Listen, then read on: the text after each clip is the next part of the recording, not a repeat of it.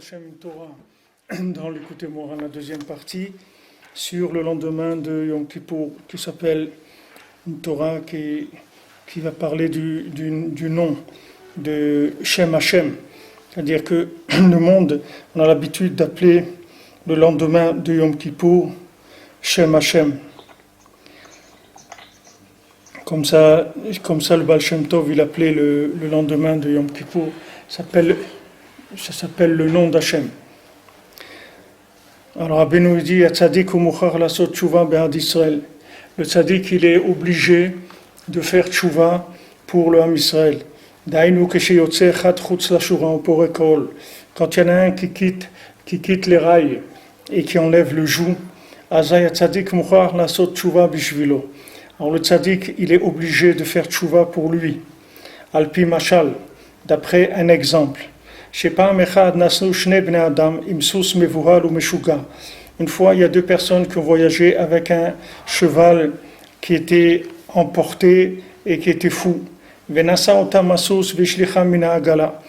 le cheval, il les a levés et il les a jetés de la charrette.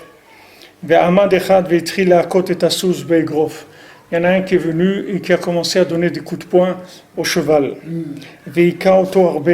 Il a beaucoup frappé le cheval. Et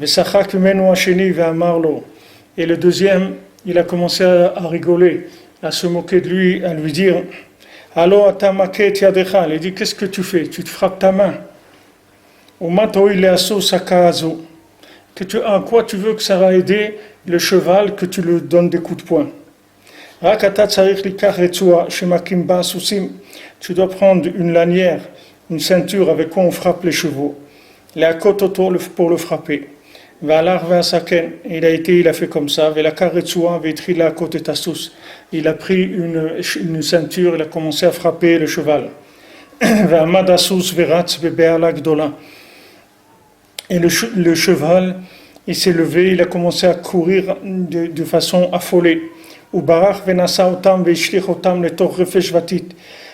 cette fois-ci, il a levé la charrette, il les a jetés dans de la boue. Le cheval il s'est sauvé. Alors il a dit ça aussi, c'est pas un bon conseil, c'est pas une solution. Et ils lui ont dit un conseil, il dit regarde ce que tu vas faire. Tu vas prendre une bonne corde. Et tu vas attacher le cheval à un arbre. Et tu vas le frapper beaucoup. Et comme ça, tu vas lui enseigner à faire du bien, à faire bien, à pas faire des choses comme ça, de jeter les gens dans la boue.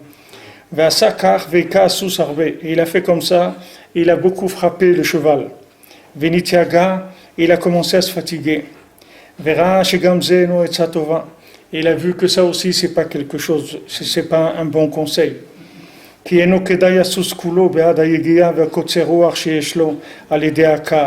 Parce que tout le cheval entier il vaut pas la peine pour tellement de fatigue et de kotzeruach, de souffle court, c'est-à-dire d'emportement qu'il a à cause du fait qu'il est en train de le frapper, il s'essouffle. Maintenant, la seule façon d'arranger ce cheval, c'est de lui tirer dessus avec un fusil. Et ça l'embête. Et ça l'embête. Donc voilà l'exemple que Rabbeinu il a donné, que quand quelqu'un il quitte les chemins de la Torah, les chemins de la volonté d'Hachem, alors maintenant, normalement, on devrait lui faire ça. Mais sauf, il voit que ça ne sert à rien. C'est de donner des coups de poing, de lui donner des coups de ceinture, ou de l'attacher avec une corde, de le frapper, ou bien même de lui tirer dessus avec un fusil. Tout ça, ce n'est pas une solution. Car comme ça, quand quelqu'un il sort, il ne se comporte pas comme il faut. On ne peut pas trouver un conseil, qu'est-ce qu'on va lui faire? Parce qu'on aurait pu le punir de par lui-même, c'est-à-dire que Hachem il le punisse directement, ou à l'idée shaliach, ou bien avec un envoyé d'une autre façon, c'est-à-dire utiliser des forces de la nature, des choses comme ça pour lui faire du mal.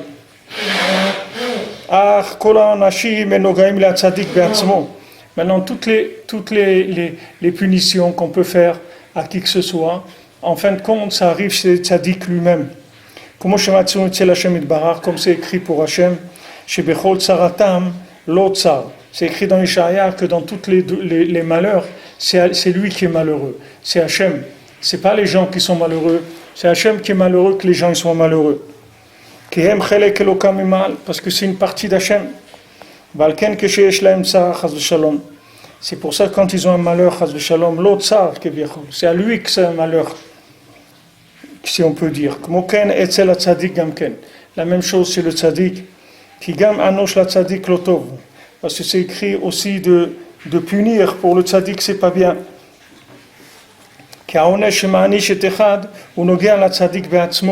Parce que quand le tzaddik il punit quelqu'un, c'est le tzaddik, la punition elle arrive sur le tzaddik lui-même. Parce que l'homme il a été créé de 4 éléments qu'il y a sur terre, qui sont le feu, l'air, l'eau et la terre. Et ces 4 éléments, ils viennent d'un élément qui inclut les 4. Ça c'est le tzaddik, Prinat tzaddik yesod olam. C'est le tzaddik qui est yesod olam, c'est-à-dire le tzaddik qui est le pilier du monde, la base du monde. Ça veut dire que lui, il inclut en lui les 4 éléments. C'est-à-dire c'est un nouvel élément, que cet élément-là, il inclut les 4 autres. Shatzadik ou Prinat yesod apashut. Parce que le tzaddik, il représente l'élément simplifié, c'est-à-dire l'élément complet, l'élément simplifié. Que de lui vont sortir les 4 autres éléments. Comme c'est écrit, un fleuve qui sort du Éden pour arroser le jardin. Et de là-bas, il va se séparer, il va devenir 4 fleuves. Qu'est-ce que c'est le fleuve qui sort du Éden? C'est le tzaddik Yesod Olam, c'est le tzaddik qui est la base du monde. Prinat Yesod Apashut, c'est-à-dire ce Yesod Apashut, c'est-à-dire cet élément qui est l'élément qui est simplifié, dans lequel il y a les 4 éléments. C'est-à-dire c'est la racine des 4 éléments. Asher Misham Yipared Ha'arba Yesodot. De là-bas vont se séparer et il va y avoir les 4 éléments Shem Prinat Arba Rashim, qui sont les 4 têtes des 4 fleuves. Nimsa, Shekulam Nimshachim Ma'atzadik. Donc les 4 éléments, que ce soit le feu, l'air, la terre ou l'eau, ça vient du tzaddik. Valken imhu ma'ani shetechad. Maintenant, comme l'homme les maasé, c'est qu'une,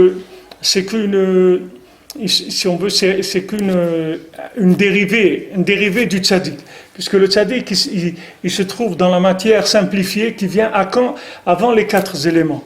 Maintenant, l'homme, il a été créé des 4 éléments. Donc, l'homme, il est le dérivé, il est une application du tzaddik. Donc, si le tzaddik maintenant, si maintenant il punit quelqu'un, ça va toucher le tzaddik lui-même. C'est pour ça que de punir pour le tzaddik, c'est pas bien. C'est-à-dire que c'est pas une solution. Il peut pas utiliser ça. Parce que ça va servir à rien. Ça va servir à rien parce que maintenant, quand il va frapper un des éléments, il va se frapper à lui-même. C'est comme si vous prenez quelqu'un, s'il frappe un doigt. Alors c'est comme s'il se frappe tout le corps, c'est la même chose. On va dire ce doigt, d'où il vient? Il vient du sort de c'est quelque chose qui vient du corps de la personne. Maintenant, toute la bria, tout ce qu'il y a dans le monde, ça vient du tzaddik. C'est-à-dire le tzaddik qui se trouve à l'origine du Shem Havaya. C'est-à-dire le tzaddik qui se trouve avant toute existence dans le monde. Le tzaddik, il vient de l'émanation directement d'Hachem dans les mondes inférieurs. Il est avant le Shem Hashem. Hein? Il est avant le Shem Hashem. Il est avant Yudke Vavke. Ouais. Parce que Yudke Vavke, c'est déjà les Arba Yesodot. C'est-à-dire qu'il y a, il y a dans le Zohar, tu vois, ici c'est un Zohar qui ramène ici, que c'est le Yesod HaPashut, c'est-à-dire le lien de Yesod HaPashut qu'on appelle Tzadik Yesod Olam. C'est-à-dire que lui, il est avant la manifestation de la Elokut dans les Arba Yesodot. C'est-à-dire que quand Hachem il se manifeste dans Yud Ke Vav Ke, c'est déjà une application d'Hachem dans les mondes inférieurs. Mais quand tu montes, après il y a d'autres noms d'Hachem, c'est-à-dire que Hachem il a une autre forme. Si tu montes dans des mondes supérieurs, alors Hachem il a une autre forme. Ici, dans le monde, nous on se trouve, alors c'est Yud Ke Vav Ke. Et Yud Ke Vav Ke, c'est le début de la manifestation d'Hachem dans les 4 éléments. Et après, c'est-à-dire dans tout ce qu'il y a dans le monde, puisque tout ce qu'il y a dans le monde, c'est les 4 éléments. Mais avant que Hachem il se manifeste dans les 4 éléments, il se manifeste d'abord dans un élément qui inclut les 4. Et cet élément, il s'appelle Tzadik Yesod Olam. Tzadik Yesod Olam, il vient avant toute manifestation de la divinité dans les éléments qu'il y a dans ce monde. Donc c'est pour ça que les Maaseh, le Tzadik, il ne peut pas punir quelqu'un, parce que ça ne sert à rien. C'est-à-dire, s'il punit quelqu'un, c'est comme s'il se punit lui-même. Ce n'est pas ça la solution. C'est-à-dire, la solution, ce n'est pas maintenant on va rien arranger. Le Tzadik, ce qu'il veut, c'est arranger le monde. C'est arranger le monde. C'est pas maintenant punir des gens. Ça va. Si maintenant, comme le cheval, il lui donnait un coup de poing et le cheval lui dit pardon et tout, ça y est, je recommence plus, il n'y a pas de problème. Mais tu vois que le cheval, les coups de poing, ça lui fait rien. Le truc, après il commence à aller dans tous les sens, à faire le fou encore plus. Et qu'est-ce qu'on a gagné avec ça? On n'a rien gagné, il est devenu pire qu'avant, quoi. Donc c'est pas une solution. Les échamous en balai moussard, c'est ça qu'ils ont dit ceux qui font de la morale. Que chez Baïm la Tzadik Veroimoto, quand on vient chez le Tzadik et on le voit, Bayou Enecharot Morecha, comme c'est écrit dans Ishaïa, tes yeux verront ton maître. Raou Shimatse et Tatsmo Betocha Tzadik, il doit se retrouver dans le Tzadik. Shistakel Beatzmo al Kolamidot, c'est-à-dire que lui, il va se trouver dans le Tzadik, c'est-à-dire qu'il va se voir où il en est. Echu Oches Baem, où il en est dans les mesures. C'est-à-dire que lui, maintenant, il est quelque chose, une matière, si on veut, qui est une matière qui est une combinaison des 4 Yesodot. C'est-à-dire que toutes les midot qu'on a en nous, elles viennent des 4 Yesodot. Toutes les midot qu'on a en nous, elles viennent du feu, de l'air, de l'eau ou de la terre. On a étudié ça déjà. Les midot qui sont du feu, les midot qui sont de l'air, le feu comme la colère, etc. L'air qui c'est l'orgueil, l'eau que c'est l'état avot, la terre qui est la tristesse. Tout ça c'est le mal qui s'est pris sur le Arba Yesodot. Mais si vous montez dans le Yesod HaPashut, si vous remontez dans le Tzadik Yesod Olam, il n'y a aucun mal là-bas. Parce que le mal, il vient quand il y a une possibilité de transformer.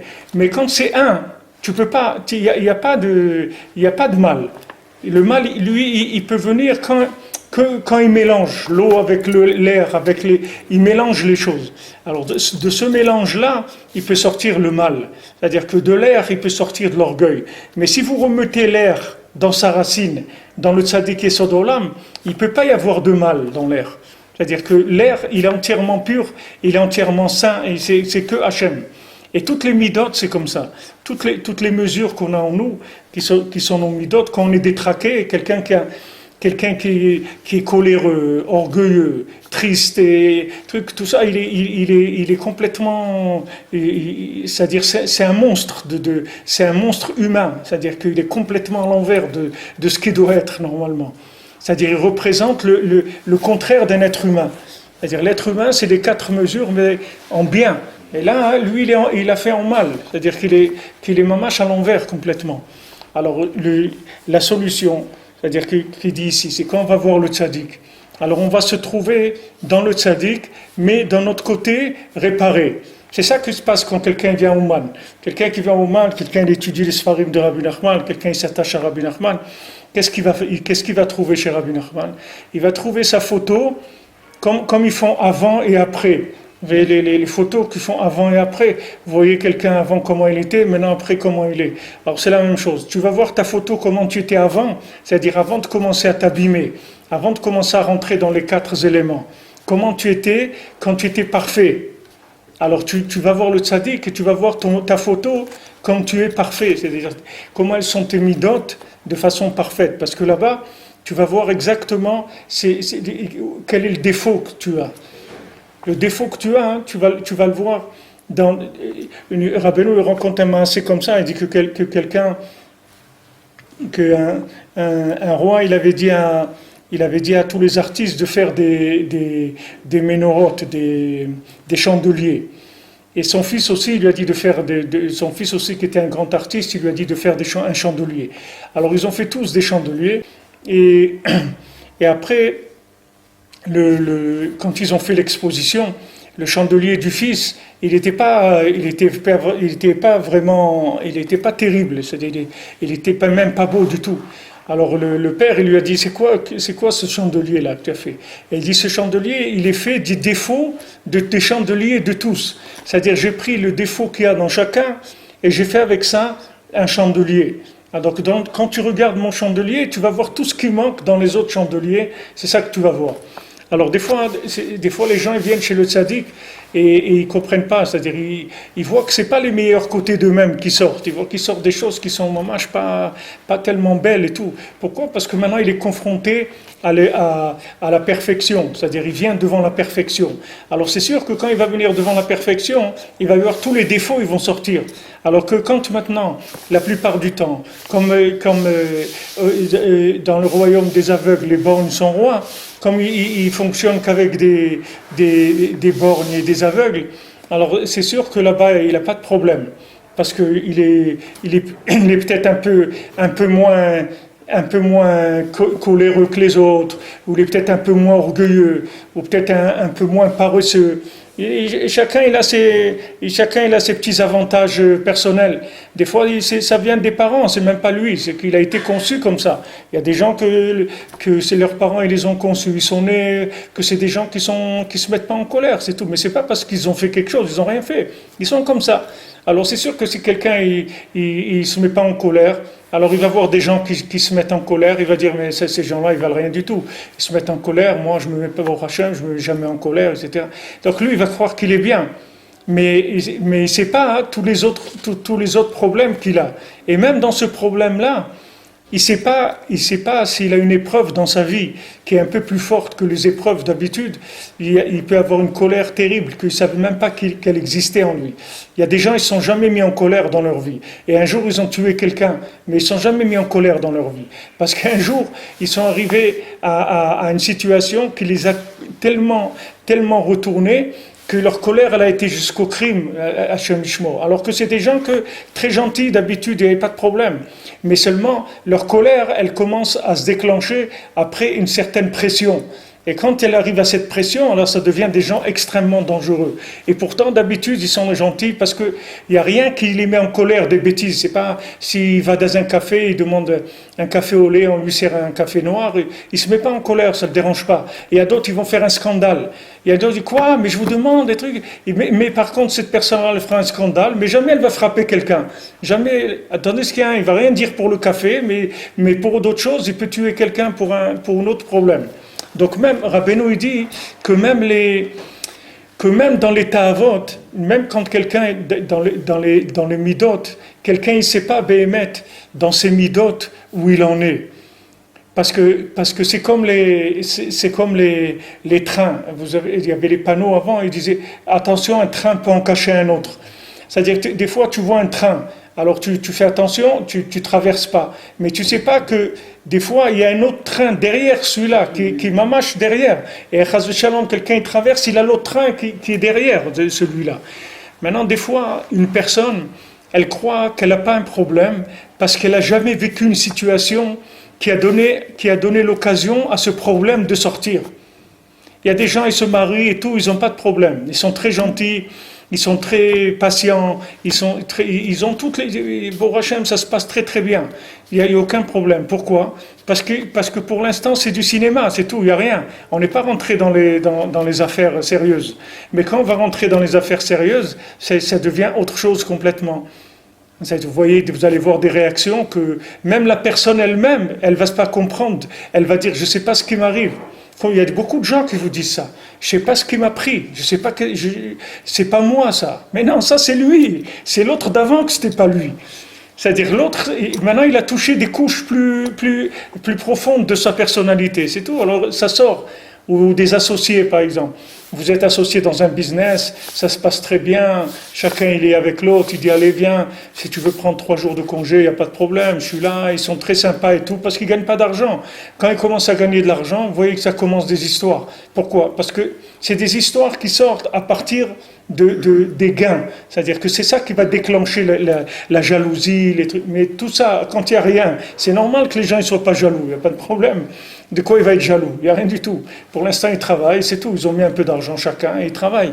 Ils ont un petit salaire, quelque chose. Mais si maintenant ils font une super affaire, alors après, l'autre va dire, tu sais, Béhémet, le modèle, c'est moi qui l'ai conçu, tout ça, il faudrait quand même qu'on voit parce que si j'étais pas là, tu aurais jamais trouvé ce modèle. Tu es d'accord, c'est moi qui l'ai trouvé. Et l'autre lui dit, mais attends, mais si on n'avait pas monté l'affaire ensemble, tu n'aurais même jamais eu la possibilité dans ta vie de trouver ce modèle. Donc et voilà, ils vont commencer à se disputer, et ça va aller là où ça va aller. Et avant, c'était des gens qui n'avaient pas de problème entre eux.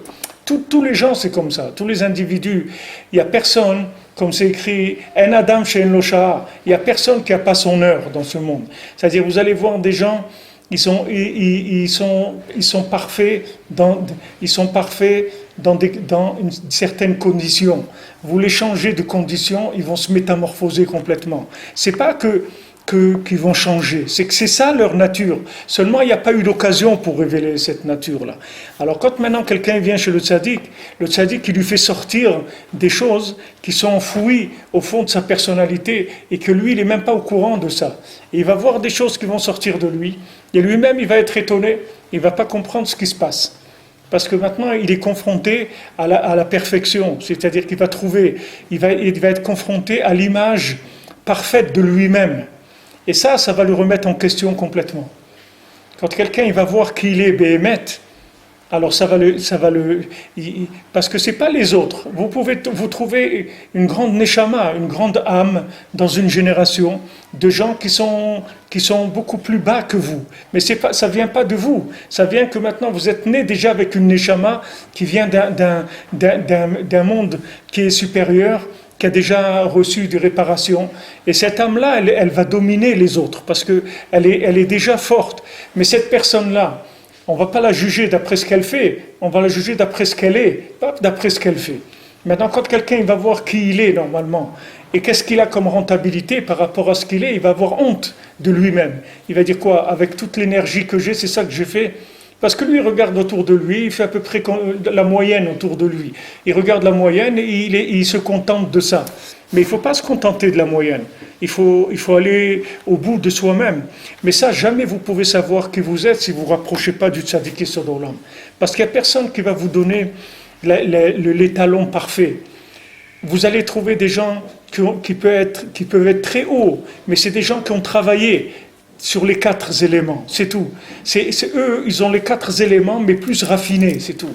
Mais le tzaddik Yesod Olam, c'est pas les éléments raffinés, c'est l'élément parfait, avant qu'ils deviennent les 4 éléments.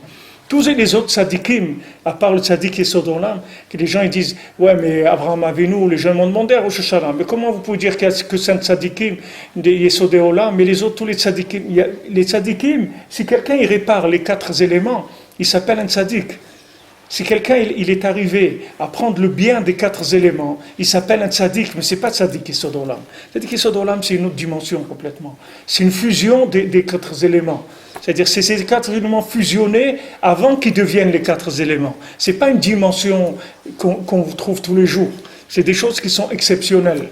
Il y en a eu 5 dans le monde comme ça, et c'est tout. Il n'y a pas des dimensions comme ça, il n'y en a pas eu beaucoup dans le monde. Donc maintenant, quand vous venez chez ce tzaddik-là, vous n'allez pas trouver votre votre élément un peu nettoyé, comme vous allez trouver chez les autres tzadikim. Vous pouvez trouver dans le monde aussi, il y a des choses comme ça. Vous avez des gens qui ont travaillé dans leur vie. Ils sont arrivés à quelque chose. Dans tous les domaines. Dans les mathématiques, dans le sport, dans tout ce que vous voulez. Vous allez trouver des gens qui ont travaillé et ils sont arrivés. Et il y a des gens, c'est pas qu'ils ont travaillé, ils ont un don. C'est-à-dire, vous pouvez travailler tant que vous voulez, vous n'arriverez jamais à ça. Vous ne pouvez pas arriver. Dans le football, il y avait Pelé, il l'appelait Pelé, parce que c'est un Pelé. Il a appelé Pelé. Parce que c'est un Pelé, ils n'ont jamais vu ça, ça n'a jamais existé. Et ça n'a jamais existé. Il y a une fois, c'est tout. Ça n'a jamais existé. Quelqu'un qui tire, je ne sais pas, avec les deux pieds, qui fait des trucs, etc. Ça n'a jamais existé. On voyait que ce n'est pas quelque chose qui vient du travail de la personne. C'est quelque chose qui vient, c'est un don que la personne est là. Alors, imaginez que vous trouvez des gens qui ont travaillé. Des tzadikim, ils ont travaillé sur eux-mêmes. Ils sont arrivés à des choses extraordinaires dans toutes les midotes. Mais ils ont travaillé. Donc ils sont arrivés au résultat d'un travail. Maintenant, ça ne peut pas vous suffire pour vous montrer qui vous êtes. Parce que pour voir qui vous êtes, il faut que vous voyez quelqu'un de parfait. Mais pas de parfait une fois qu'il a travaillé. De parfait parce qu'il est dans le monde de la perfection. Pas quelque chose qui a été travaillé. Parce que le résultat du travail, ça n'a rien à voir avec la perfection innée. C'est-à-dire, c'est une perfection innée de l'individu. C'est pas quelque chose, même s'il y est arrivé par son travail, mais il est monté dans un domaine qui n'est plus le résultat du travail.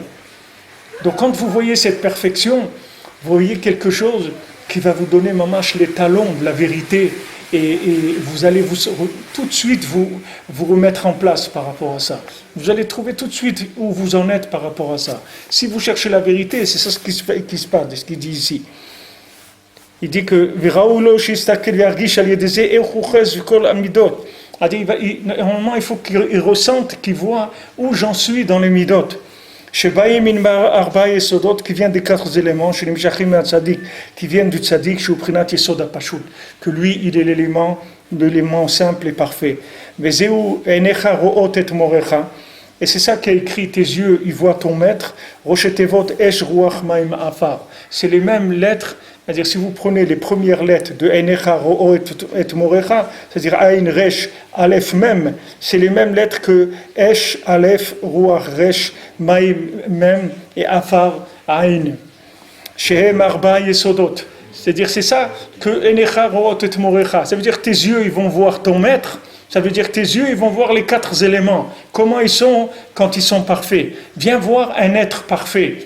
Et à ce moment-là, tu sauras qu'est-ce que c'est. Viens voir un être qui est parfait. Viens voir un être humain parfait. Et à ce moment-là, tu verras où tu en es. Que de viennent toutes les mesures après. Que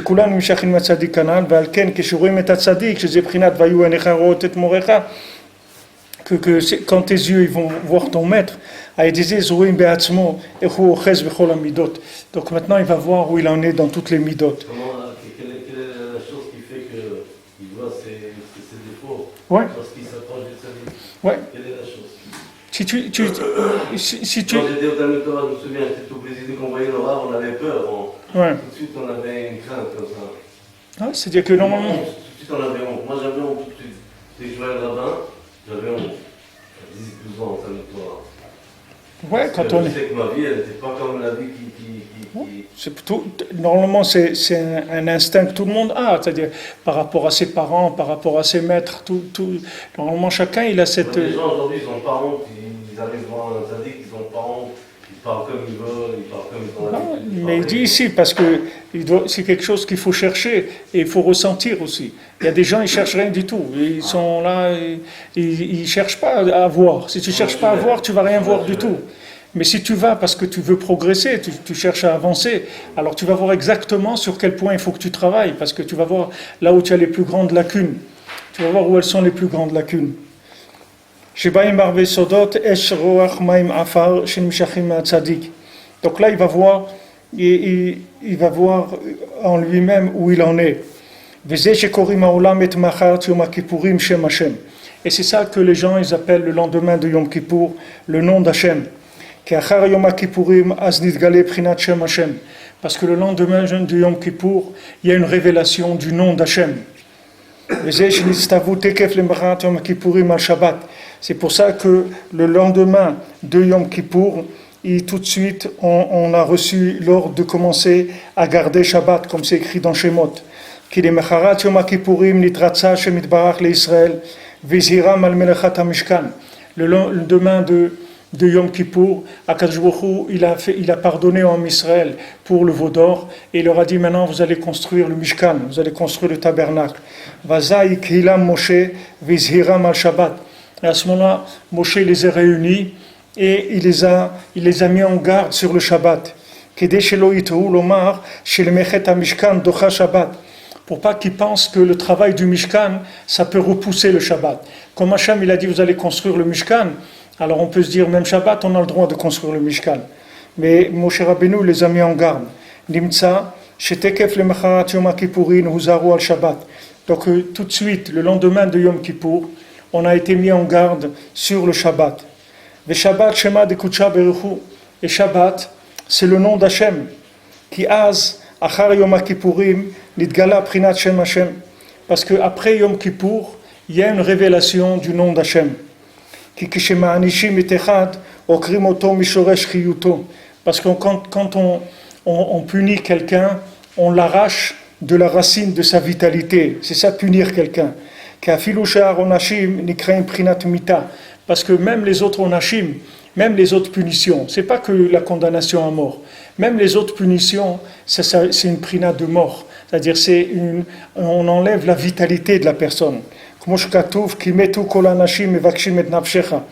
Comme c'est écrit, quand Moshe Rabbeinu il avait peur de retourner en Égypte, alors Hachem il a dit, ne te fais pas de soucis, tu peux retourner. Tous les gens qui te voulaient du mal, qui voulaient te tuer, ils sont morts. Mais Bémet, ils n'étaient pas morts. Il a dit, c'est pas qu'ils étaient morts, ils sont devenus pauvres. C'est tout. Quand ils sont devenus pauvres, c'est comme s'ils étaient morts, parce qu'ils n'avaient plus de vitalité, ils n'avaient plus les forces. Quelqu'un dit, ouais, je vais faire, pourquoi? Parce qu'il a de l'argent. Maintenant, il n'a plus d'argent, il essaie de trouver un morceau de pain, il reste tranquille, c'est tout. Il a dit Avram ben Nachman. Avram ben Nachman, c'était un très grand Breslever qui avait dans la génération juste avant nous, c'est-à-dire c'était l'élève de Rabbi Nathan. C'est-à-dire il y avait Rabbeinu, après il y a Rabbi Nathan, après il y avait Rav Nachman Tulchiner, et le fils et l'élève de Rav Nachman Tulchiner, c'était Avram ben Rav Nachman. Et lui c'était en Eretz Israël, il venait en Eretz Israël, et tous les Rosh Hashanah, il retournait à Ouman. Et ça lui mettait, je ne sais pas combien de temps, il prenait Haïfa et Odessa, le bateau. Tous les ans, il retournait. Il faisait tout le Likutei Moharan dans le bateau en allant. Ça prend, je ne sais pas, 2 semaines, je sais pas. C'était un voyage. En tout, ça devait être au moins un mois de voyage. Donc, il prenait tous les ans, il retournait à Ouman et après il venait. Alors, il dit quand il était à Ouman, il parlait d'Eretz Israël. Quand il était en Eretz Israël, il parlait du Tziyun de Rabbeinu. Alors, il disait que le Rebbe, il a dit, je ne sais pas si le Rebbe ou Rabbi Nosson ou Rabbi Nathan qui ont dit, ou Eretz Israël, ou Ouman. C'est-à-dire que ou l'un ou l'autre, mais il n'y a pas d'autre chose. Tu choisis ou l'un ou là. C'est-à-dire tu es là, tu n'es pas bien, va là-bas. Tu n'es pas bien là-bas, tu reviens ici. Mais ne cherche pas autre chose dans le monde, il n'y a que ça, c'est tout. C'est pas la peine, il y a mille small tifotzi. Va là ou là, c'est tout. Il n'y a pas où aller d'autre. Et lui, il a écrit des choses très profondes sur l'Likutei Moharan. Pour Hachem, on a étudié des fois le Biur al-Likutim sur l'Likutei Moharan. Dans cette Torah où on est maintenant, il n'y a pas. Mais dans les Torahs où il y avait, vous avez vu la profondeur, on est rentré dans des choses qui sont extrêmement profondes. Et lui, il a dit, c'était un homme très caché. Les gens, ils ne savaient pas qui c'était. Quand il était en Eretz Israël, personne ne savait qui c'était. Il se cachait de tout le monde. Donc les gens, ils ne l'ont pas aidé. Le pauvre, tous ses enfants, ils sont morts de faim. Il a perdu tous ses enfants, ils sont morts de faim en Eretz Israël. Et il dit que s'il avait difficilement du pain et de l'eau, mais s'il avait eu un petit peu plus de parnassa, il aurait écrit beaucoup sur l'Likutei Moharan. Il aurait écrit sur toutes les Torotes, il aurait écrit beaucoup, mais il n'avait même pas de quoi vivre. Donc ça l'a freiné dans ce qu'il devait faire. Le fait qu'il n'avait pas de quoi vivre, ça l'a freiné, comme Rabbeinu dit. Si quelqu'un n'a pas un kemach en Torah, c'est-à-dire si quelqu'un n'a pas au moins de quoi manger, il n'a pas un minimum, il ne peut pas fonctionner normalement. Alors c'est ça l'union de la vitalité. C'est-à-dire cet homme-là, il n'avait pas la vitalité qu'il fallait parce qu'il était pauvre, donc il n'avait pas la vitalité pour faire ce qu'il devait faire. Il y a beaucoup de gens qui sont pauvres, et le fait qu'ils sont pauvres, ils ne vont jamais savoir à quoi ils sont destinés, parce qu'ils n'arrivent même pas à prendre conscience de qui ils sont. Parce qu'il y a un niveau, c'est comme si vous prenez un sous-marin ou un truc, il a un périscope. Alors tant que le périscope il n'est pas sorti de l'eau, il n'y a rien à voir, il est dans l'eau. Le Ben Adam c'est pareil, il y a des gens ils sont pauvres, ils ne savent même pas que leur tête elle est dans juste chercher de quoi vivre, c'est tout. Donc maintenant, quelqu'un qui a toute la journée en tête de chercher quoi vivre, qu'est-ce que vous allez lui parler qu'il va faire dans sa vie? Qu'est-ce qu'il veut faire? Il peut faire d'autre. Il peut rien faire d'autre. Il est dans une salle d'attente de la vie. Il n'est pas dans la vie du tout, Bichlal. Comment vous lui dire, mais toi, tu es quelqu'un qui est doué. Doué de quoi? Il dit, donne-moi à manger, laisse-moi tranquille. Je suis doué de quoi? Une fois que la personne elle a un minimum, qu'elle fonctionne, que son cœur il est rassasié un petit peu, elle peut avoir l'esprit qui va s'ouvrir pour découvrir d'autres choses. Donc il dit ici que quand quelqu'un le punit, on lui enlève sa vitalité. C'est ça, punir quelqu'un. Vachem ou achiyut. Maintenant, le nom de quelqu'un, c'est sa vitalité. Beprinat nefesh chaya ushmo, comme c'est écrit, l'âme vivante, c'est son nom. Ushmo meshutav bishmenu. Maintenant, le nom d'Hachem, il est associé à notre nom. Quand quelqu'un s'appelle Yosef, Yaakov, Yehuda, c'est le nom d'Hachem qui est associé avec son nom. Kaviechol. Donc maintenant, quand il arrive une punition, ou en Israël, ça touche Hachem lui-même, parce que toute la punition, elle atteint la vitalité de la personne. Chez Hachem, qui est son nom, qui est son nom, et que dans son nom, il y a le Shem Hachem. Le nom d'Hachem, il est associé à mon nom. Valken Kishamar Moshe, Veim Ain Mechenina. Et Akadosh Baruch Hu, quand Moshe il a dit à Akadosh Baruch Hu, si tu pardonnes pas au Israël, alors efface-moi. Et Shiva Hashem Yitbarach, Mi Ashechatali et Mechenu. Alors Hashem il a dit non, c'est lui qui a fauté, c'est lui que je vais effacer. Alors, Bikesh Moshe il a demandé, chez Yassou le Man Shmo Agadol Amishutav Bishmenu. Il a dit voilà, Hachem fait pour ton nom qui est associé au nôtre, qui me'achar sheshmo yitbarach meshutav bishmenu. Puisque maintenant le nom d'Hachem il est associé à notre nom, nimtza que chez anishotam nogeh et atzmo yitbarach keviechol. C'est-à-dire s'il est puni, il va se toucher à lui-même, c'est à lui-même qui va faire du mal. Alken amur tenuzal hu enosas. Il y a écrit que Hachem il n'est pas joyeux quand il y a des problèmes qui arrivent au monde. Pourquoi? Parce que ça le touche à lui-même. Parce que son nom il est associé au nôtre. Nimtza, c'est quand Akadosh Baruch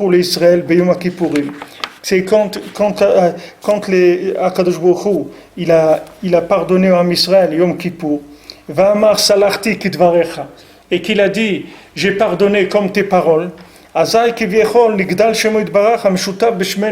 Donc son nom, Hachem, il a grandi, parce que son nom, il est associé à notre nom. Quand maintenant notre nom, il s'est nettoyé, alors ça fait grandir le nom d'Hachem.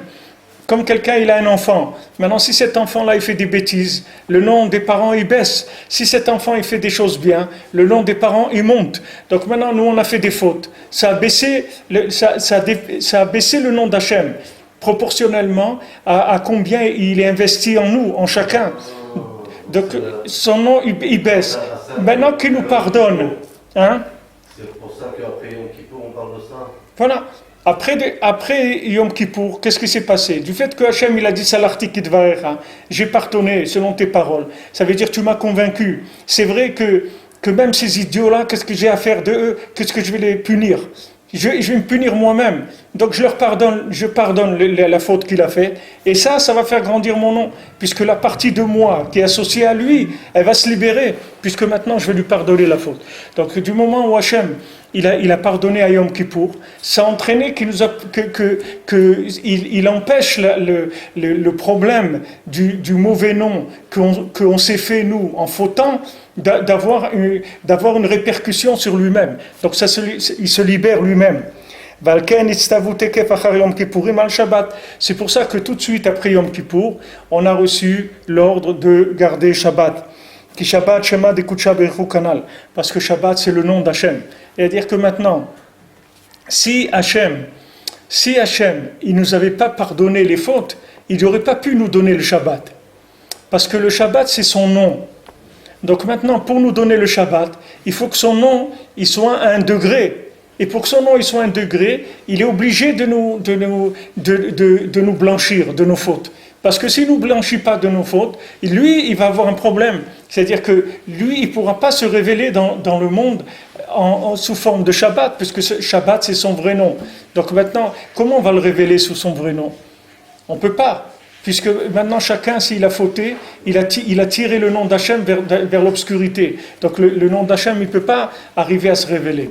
Maintenant qu'il nous a pardonné les fautes, alors ça y est, maintenant il nous a dit, maintenant faites Shabbat. Mais faites Shabbat, vous allez découvrir mon nom maintenant. Maintenant faites le Shabbat. Vous allez connaître mon nom, vous allez connaître qui je suis. Mais ça dépend de son pardon. C'est-à-dire, s'il ne nous pardonne pas, on ne peut pas le connaître. Parce que les fautes qu'on fait, ça nous éloigne, ça nous rentre dans de l'obscurité, ça nous rentre dans le mal qu'il y a dans les 4 éléments. Donc ça nous bloque complètement. On ne peut pas. C'est-à-dire, comment on va faire pour découvrir Hachem? Vous ne pouvez pas. Parce que chaque faute, elle cache le nom d'Hachem. Chaque faute, elle touche le nom d'Hachem. Donc comment on peut faire si on n'a pas le pardon? Et c'est pour ça que c'est quelque chose d'organisé qui vient tous les ans. C'est pas maintenant quelque chose qui se fait une fois. Tous les ans, il y a Yom Kippour, ça pardonne toutes les fautes de l'année, c'est tout. Hachem, il a mis ça dans le système. Sinon le monde, il ne peut pas se maintenir.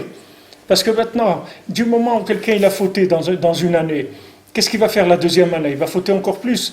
Et donc ça y est, il va plus avoir de contact avec Hachem. À la fin, il va ignorer Hachem complètement.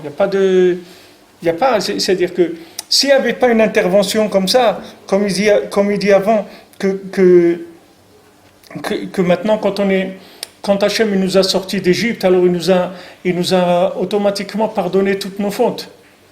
Parce que s'il n'avait pas pardonné toutes nos fautes, il ne peut pas nous sortir d'Égypte. Comment on va sortir d'Égypte? On ne va même pas entendre le message pour savoir ce que ça veut dire. Donc on est obligé d'abord d'avoir une purification des fautes, que Hachem il nous enlève les fautes qu'on a sur nous. Il y a des choses comme ça, on dit dans quelqu'un qui vient dans une Brit Mila, on lui pardonne ses fautes, quelqu'un qui se marie, on lui pardonne toutes ses fautes avant la choupa. Parce que si on ne lui pardonne pas ses fautes, il ne peut pas se marier. Qui est-ce qui va se marier? Comment il va se marier? Il ne peut pas se marier. Comment vous voulez qu'il trouve son conjoint? Où il va trouver son conjoint? Comment il va s'unir avec son conjoint? Il n'est pas lui-même. Il ne peut pas s'unir avec son conjoint. Son nom, c'est pas lui. C'est-à-dire qu'il n'est pas lui-même. Donc il y a besoin d'abord une purification. Alors c'est pour ça qu'on dit le khatan et la kala, quand ils viennent pour se marier, alors on leur blanchit toutes leurs fautes. Parce que si on ne leur blanchit pas leurs fautes, ils ne peuvent pas se marier. Ça va être une catastrophe leur mariage. Comment ils vont se marier? Ils ne savent pas qui ils sont. Chacun, c'est un monstre par rapport à ce qu'il est. Alors on lui enlève toutes les fautes. C'est-à-dire on lui enlève toutes les l'emprise du mal qu'il y a sur les 4 éléments. Et à ce moment-là, l'union, ça devient une union sainte, une union d'un niveau élevé. Mais sinon, c'est une union de quoi? Des animaux qui vont s'unir. Chacun, si vous lui prenez la colère, l'orgueil, les tavotes, la paresse, les trucs et toutes les dérivés de toutes ces choses-là, avec qui tu vas te marier? Avec un mulet, avec qui tu vas te marier? Un cheval. Voilà, il dit ici le cheval. On ne peut rien faire avec lui. C'est un cheval. Qu'est-ce qu'on va faire avec lui? On ne peut rien faire. Tandis que si maintenant on lui nettoie son nom, alors à ce moment-là, son nom, il y a la partie d'Hachem qu'il y a dans son nom qui va se révéler. Alors maintenant, la partie du nom qu'il y a d'Hachem dans le mari et la partie du nom d'Hachem qu'il y a dans la femme, c'est ça qui va s'unir et c'est ça la Shrina qui va être parmi eux. C'est-à-dire c'est une union d'Hachem Mamash. Et à chaque fois qu'on dit, voilà, il y a une union, il y a une présence de la Shrina, c'est ça ce que ça veut dire. C'est-à-dire une présence de la Shrina, ça veut dire qu'il y a eu une purification des 4 éléments. à ce moment-là, il peut y avoir la Shrina qui va venir.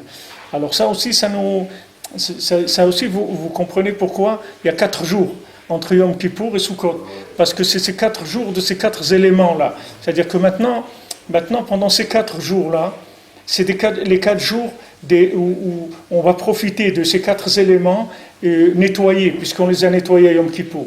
Dans ces 4 éléments, c'est chacun une lettre du Shem Havaya.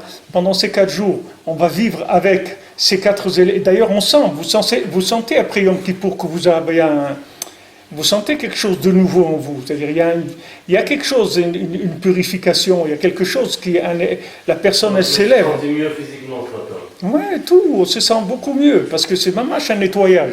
C'est comme quelqu'un, il va, il fait les détartre les trucs, il nettoie et tout. Après, ça roule, il se sent bien. Alors, ces 4 jours-là, ils vont par rapport à ces 4 éléments. Et après, on rentre dans la souka, ça veut dire on rentre dans Shem Hashem mamash. C'est-à-dire, on rentre dans Tzadik Yesod Olam, dans Yesod HaPashut. La souka. C'est un Shabbat. Cette année, le 3e jour, c'est un Shabbat. C'est la lettre Vav. Ouais. Shabbat, Ça, ouais. Jeudi, vendredi, Shabbat, ouais. La lettre Vav. Maintenant, une fois qu'on a fait descendre c'est-à-dire on a vécu avec les 4 éléments nettoyés, là on rentre dans la souka et c'est mamash, celle d'Imimnuta, c'est l'ombre d'Hachem mamash. C'est-à-dire on rentre, c'est pour ça que aussi dans la souka, il faut rester tout ce qu'on peut être dans la souka. Parce que chaque seconde, vous êtes dans la souka, vous êtes dans le Tzadik Yesod Olam. Vous êtes dans Yesod HaPashut. C'est pour ça qu'il a dit, regardez ce qu'on a vu dans la halakha. Il y en a qui disent que Hachem nous a construit des cabanes. Et il dit non, c'est pas des cabanes. C'est qu'il nous a entourés avec des nuées d'Hachem. Et il dit c'est la même chose. C'est la même chose. Les cabanes, et ça c'est la même chose. C'est-à-dire la cabane, c'est les nuées d'Hachem qui nous entourent. Donc ces nuées-là, c'est quoi? Ça veut dire qu'on rentre mamash dans Shem Hashem. On vit là-bas. Pour ça, tout, il faut le rentrer dans la souka. Manger et dormir et être là-bas dans la souka. C'est les 4 lettres ensemble, la souka? Oui, c'est-à-dire que la souka, c'est le tzadik Yesod Olam, c'est Yesod HaPashut. C'est ça la souka. Ah. Et après de ça, on arrive à tous les tikkunim, de Simchat Torah, Matan Torah, tout. Et l'Oula de Rabbi Nachman, c'est pendant la souka. C'est dans la souka, oui. Pendant cette... C'est Chai. C'est le contraire de ce qu'on a vu ici de Met. Ici, on a vu les Onashim, c'est Met. Lui, c'est Chai Tishri, c'est le 18 Tishri. C'est jeudi, la Iloula de Rabbi Nachman. Jeudi prochain. Alken istavute kepacha yom kippurim Shabbat. Ki Shabbat shema dekut shabechu. Alken korim macharat yom kippurim shem Hashem. C'est pour ça qu'on appelle le nom d'Hachem. Ki achar ha-mechila ve'aslicha shenaaseh b'yom kippurim nigdal shem Hashem. Parce que maintenant, le fait qu'il y a eu une mechila, une slicha, c'est-à-dire qu'Hachem, il a pardonné, il a enlevé les fautes. À ce moment-là, c'est son nom qui a grandi. Donc il n'y aura pas de possibilité de réparation du monde s'il n'y a pas un pardon sur l'humanité. C'est-à-dire si Hachem il veut être connu, c'est que par sa miséricorde et son pardon qu'il pourra être connu. Parce que s'il ne pardonne pas, jamais les gens ils pourront le trouver. Jamais comment il va le découvrir, le bonhomme. Il a une tête de cheval, comment il va trouver Hachem? Il ne peut pas. Lui, dans sa tête, il n'existe que des chevaux, c'est tout. Donc, lui, il cherche dans les chevaux, c'est tout. Pour lui, ce qui existe, c'est que le cheval, c'est tout. Il n'y a rien d'autre. Mais si maintenant Hachem, il lui enlève ses fautes, il lui pardonne, tout de suite, il va découvrir qu'il y a Hachem dans le monde. Donc, ce que le tzaddik, il fait grandir chaque jour, c'est la miséricorde d'Hachem. C'est ça qui fait le tzaddik. Le tzaddik, il fait que Hachem, il pardonne. Et plus Hachem, il va pardonner à des niveaux élevés, et plus son nom il va se libérer. C'est ça que les gens ne comprennent pas. Même à Ouman, quelqu'un m'a parlé ici, il m'a dit c'est incroyable à Ouman, tu vois des gens, ils font pas la Torah, ils font des avérotes clanées et tout, ils viennent à Ouman. Il me dit mais qu'est-ce qu'il vient faire à Ouman? Il dit non, je dois venir pour un tikkun. Mais quel tikkun? Qu'est-ce que tu viens faire à Ouman? Mais parce que le gars il a rien compris, il sait pas ce que c'est Ouman. Il sait pas ce que c'est Ouman. Ouman c'est que le tzaddik il amène des gens, d'Afka des gens qui sont très abîmés. Et il attire le pardon d'Hachem sur ces gens-là. Maintenant, quand le pardon d'Hachem il vient sur ces gens-là, c'est Hachem lui-même qui se libère. C'est-à-dire que tu vas pouvoir le connaître maintenant. Avant, tu ne pouvais pas, parce que la partie d'Hachem qui est chez ce bonhomme-là, elle était emprisonnée dans les fautes. Donc elle ne pouvait pas sortir. Maintenant qu'elle peut sortir, le nom d'Hachem il grandit. Comme Yitro, le jour où il s'est converti, alors c'est écrit, le Zohar il dit, le nom d'Hachem il est grandi comme il n'a jamais grandi. Alors les gens disent, mais nous on est juifs dans la Torah et tout, et quand quelqu'un se convertit, c'est plus grand que nous qui sommes dans la Torah. Pourquoi? Parce que celui qui se convertit, avant, tu croyais qu'il n'était pas juif. Maintenant qu'il s'est converti, tu vois que c'est un juif. Donc tu vois que le nom d'Hachem, il grandit. Parce que ça fait un juif de plus dans le monde. Ça veut dire une partie du nom d'Hachem qui s'est révélée. Donc plus la miséricorde d'Hachem, elle va grandir. Et plus la Géoula, elle va être franche. Et c'est que de ça qu'elle dépend, la Géoula. Et maintenant, pourquoi on est des générations tellement malades, tellement fous? Parce que c'est pour attirer plus de miséricorde. C'est pour que la miséricorde, elle soit plus grande. Plus maintenant on va être fou, et plus on va être malade, et plus on va faire des bêtises, et plus la miséricorde d'Hachem, elle va être grande. Elle va se révéler de plus en plus. Et le tzaddik, il fait que ça toute la journée, d'attirer plus de miséricorde. Il dit, attends, mais regarde, c'est ça, il vient tous les jours et chez Hachem, et il cherche chez chacun un point positif. Il dit, d'accord, ok, il a fait ça, mais tu as bien vu qu'une fois, il a fait ce chesed à quelqu'un, une fois, donc tu vois que c'est quelqu'un de bien. Bon, Hachem, il dit, allez, je pardonne.